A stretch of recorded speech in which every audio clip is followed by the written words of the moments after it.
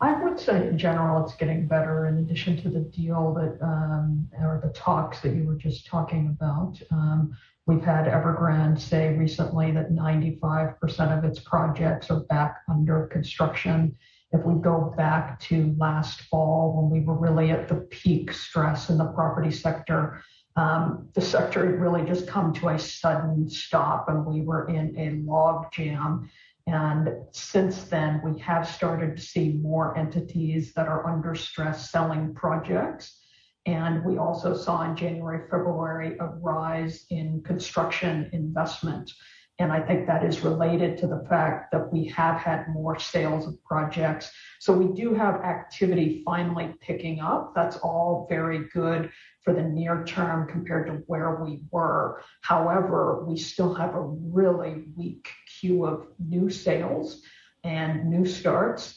And we've also got very little credit flowing into the sector from financial institutions. And all of that still casts a very big cloud over the sector, particularly later in the year as all of this work on these new projects gets finished. We're just going to have a really thin queue of new starts to hold up construction activity. So are we in a position where we're just waiting for a spark to ignite the whole thing, or are we still seeing some bleeding? Do you think we've reached the bottom as yet? We are definitely still seeing some bleeding. We are in a situation where each month we've got 2 brand new companies on average that are defaulting for the first time, or missing payments is probably the more accurate term. And I think that continues to cast a shadow over the sector because one of the things that Chinese homeowners and home buyers have realized over the last year is that if I buy a brand new unit that's not going to be delivered for 18 or 24 months, I'm taking on exposure to the developer.